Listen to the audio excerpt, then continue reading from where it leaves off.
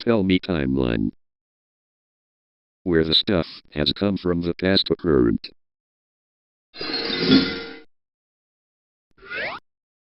On November 15, 1926, NBC officially debuts as a national radio network with a gala 4-hour program from the Waldorf Astoria Hotel in New York City, founded by Radio Corporation of America, RCA.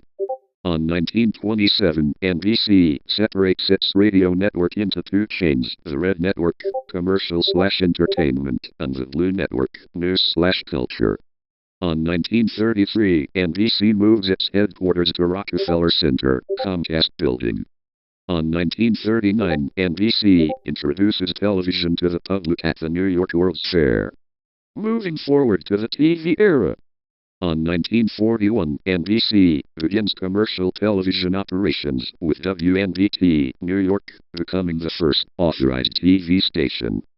On 1943, following antitrust actions, NBC is forced to sell the Blue Network, which later becomes ABC.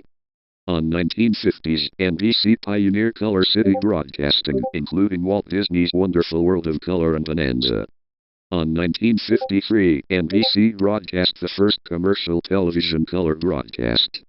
On 1970s, NBC launches iconic, long-running programs like Saturday Night Live, 1975. Moving forward to ownership changes and diversification. On 1985, General Electric acquires RCA, regaining control of NBC.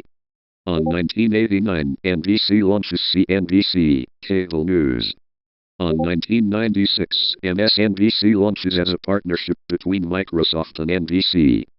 On 2004, Vivendi Universal Entertainment merges with NBC to form NBC Universal, 80% owned by GE. Moving on to the Comcast era. On 2011, Comcast acquires a 51% controlling stake in Universal from GE, taking over operations.